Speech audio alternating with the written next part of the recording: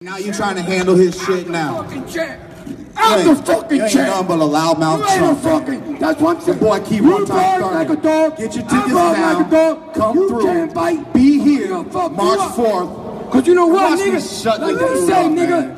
Bitch ass nigga. You in the East Coast, bitch. Let's see how he talks when his son is laying down on the blue mat. My son gonna fuck you up. He gonna fuck you up. He gonna try, bro. I know that. He gonna try, bro. I know he gonna try, bro. My nigga. I know he gonna try, bro. He gonna listen. You getting a pay? I know he gonna try, bro. Turn the fucking mic off. But this is the time he's gonna fail. Turn the fucking mic off. This is the time he's gonna fail. Listen, young. This is the fight that you ain't supposed to be. Let me tell you something, young.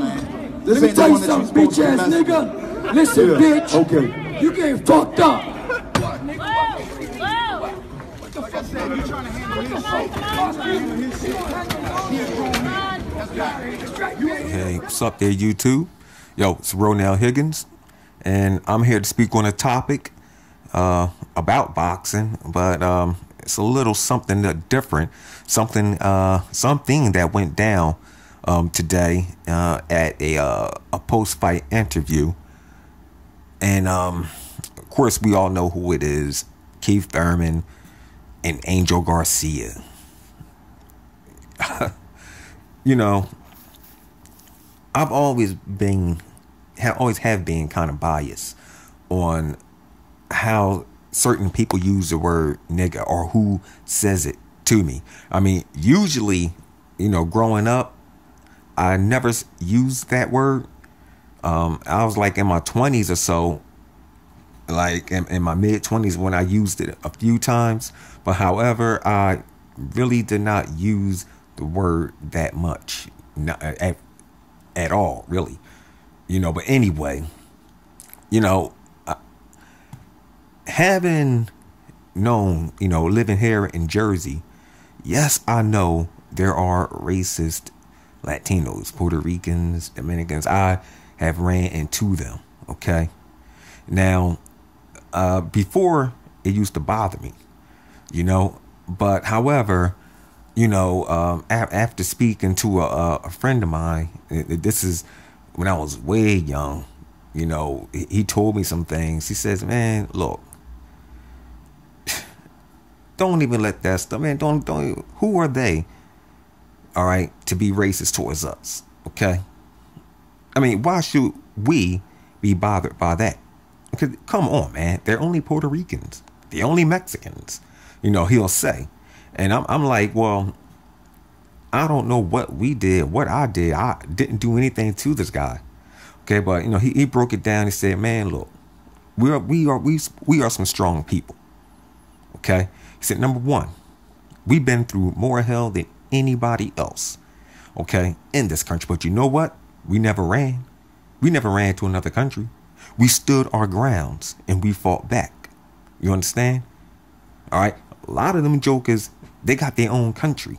Okay, yeah, you got Mexico, you got Puerto Rico, you got Jamaica, you got Dominican Republic. But however, they can't stay in their own country and fight, you know, to make things right for them.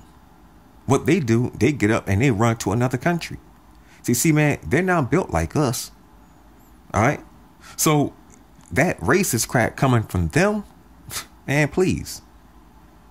That's just the weak point. They have no space, okay, to be, you know, getting under our skin or saying racial stuff to us. You know, so I listened to him. You know, he told me, you know, we talked some more. He says, yeah, man, you got to remember, you know, not only did we stand our grounds and fought back, yeah, we got sprayed with water hose, got dogs sick on this motherfucker, we still here. You know, and we still fought back. We fought back and until we got the right to vote. So we went from being slaves to being mayors, governors, even put a black family in the White House. He said he went back more. He said, man, you know, that was a little here. Now we put the black family in the White House. I'm just going by, you know, what he was telling me and the things I thought up as well. Then he says, you know, man, blacks are coaches all over this world. He said, man, look, who do you think started hip-hop? Blacks. R&B, blacks. Rock and roll, black. And look, it's all over the world. Okay? So one thing, man, we are strong people, like I said. We're not weaklings. So I said, okay. And after he said that to me, I thought about it. I said, you know, you're right. So I'm not giving Angel Garcia a pass because, you know, I already know in his past, Angel Garcia, you know, was a screwed up dude. But looking at that video, you know what I wonders? Why was he wearing sunglasses, wearing shades? I mean, them bad boys is kind of dark. And the way he was acting, you know, standing up, grabbing the mic, about to fight my man Keith. I'm like, what is wrong with this dude? And, you know, he was the only one up there with shades. Now, he said he used to snort coke. I wonder what he's doing now. Why must you wear shades inside a building? You know, it couldn't have been the lightning. It wasn't that bright. I remember seeing news articles or videos with Angel Garcia and inside a boxing gym, and that boxing gym was lit. I mean, it was bright. He didn't have no shades on. But here, I mean, it wasn't even that lit. I mean, it was rocking shades. Wonder, I don't know, he still could be using. You know, but another thing about that, you know, I'm still looking forward for this fight. All right, first of all, I'm still looking forward for this fight. I'm hoping it'd be a great one. I have met Danny Garcia in person once. Remember, I'm only right over the bridge from Danny Garcia out here in Camden County, you know. Yeah, Camden, New Jersey, the most dangerous city in America. But I'm in Camden County. But anyway, not the jail, you know, county. But anyways, you know, talking about back to Angel Garcia, you know,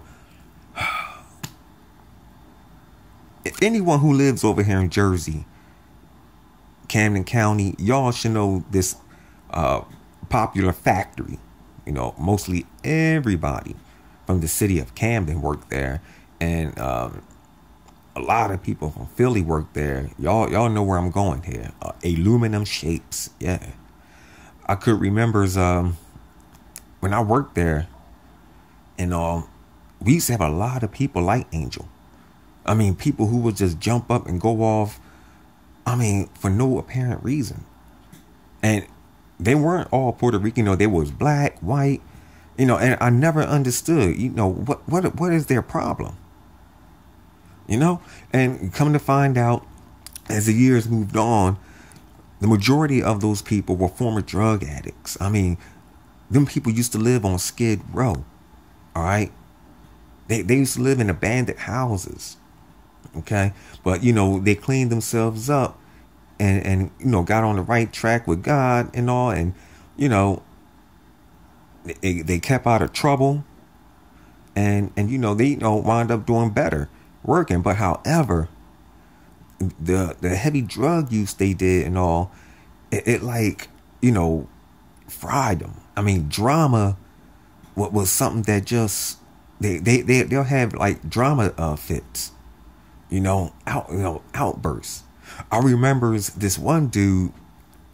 I used to, like, you know, go in to work when I first get there, early in the morning. I'll say, you know, good morning to everyone, and it'll be this one brother. He'd be sitting there, nice and quiet, you know, just, you know, looks at me. I say good morning, and man, the way Angel Garcia got up and started yelling and screaming at Keith Thurman was what this brother would do to me. All I said was good morning.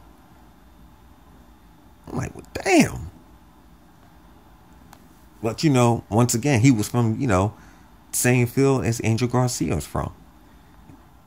You know, see, yeah, drugs, man. Yeah, coke is a hell of a drug. Drugs, period, is bad.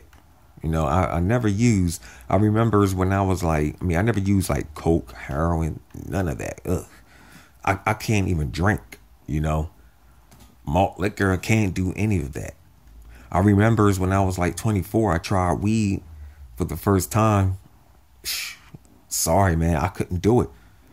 I'll go home from work, smoke a joint, and by the time, I'll be high as I don't know what. By the time I wake up the next morning, I was still high. I was like, nah, this stuff is not for me. So I started at 24 and stopped at 24. And this is just weed. So, what I'm saying here is that, yeah, Angel Garcia, maybe, is proof of what drugs can do to you. Okay? I showed my son this video. I said, see, this is why you should never use drugs. All right? And he looks, Dad, I ain't never do. I said, don't even start with weed. I asked, do he smoke weed? Nah, I'm missing that stuff. I'm in the military, which he is. He's a Marine. So, but yeah, stay away from it, son. And for Danny Garcia, like I said, I met him. It was like a few years back. He was at a celebrity baseball game over in the city of Camden, and this was like a month or two. No, matter of fact, I think that he just signed the contract to fight Lucas Matthisi. All right, so he wasn't even in training yet when I had met up with him, and screamed up, "Yo, Danny!" He looks up, he looks at me. I tell him, "Hey, man, go get him."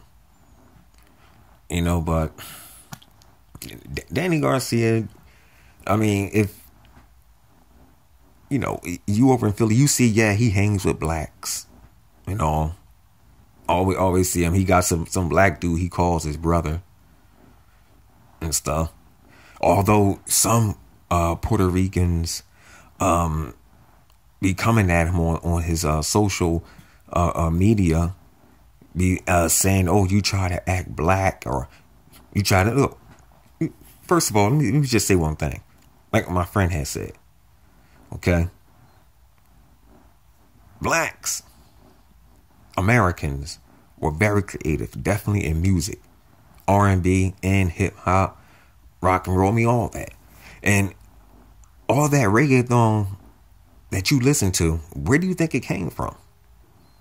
Oh, well, reggaeton is R&B and hip hop. Okay, where the R&B and hip hop come from? Oh, black Americans. You sitting up here jumping on Danny Garcia, talking about y'all don't like the way he dressed. But to be honest with y'all, the culture y'all live in is black. I'm not trying to call y'all black. I'm not trying to call Puerto Ricans black. I don't have nothing against nobody. Okay? I don't have nothing against nobody. I love everyone. But you have to realize, man, the culture y'all live is black. The hip hop culture, the R&B culture. Although y'all got this music called reggaeton, it's no different from rap. Hip hop and R&B, we done that back in the 90s. Okay? Hip hop and R&B music, and hip hop and reggae. And most of that music, reggaeton, it sounds just like music from the 90s. The beats and stuff, the style is in. Pretty good stuff. But yeah, man, you gotta realize it's black culture. I'm not this pro-black dude, but it's certain things that you have to point out and understand. So that's mostly all I have to say on this topic. Like I said, I'm still looking forward for the fight on March 4th and everything. I don't know if I'm gonna change predictions now, because who knows if Keith Thurman goes in and box. As we can see, Danny Garcia can't deal with movers like he did with, you know, Lamont Peterson. He didn't know what to do in the first 6 rounds or so. But although he still won, yeah, he can't. He's not really good with boxers, but he still is a good fighter. And all, I'm still looking forward. I'm not even going to predict who's going to win this fight anymore. I'm just looking forward to see a good fight. Boxing is always my favorite sport.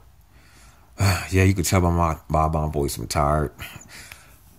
About to lay down, get some sleep, and get up and do it again early tomorrow morning. God bless everyone. Stay safe.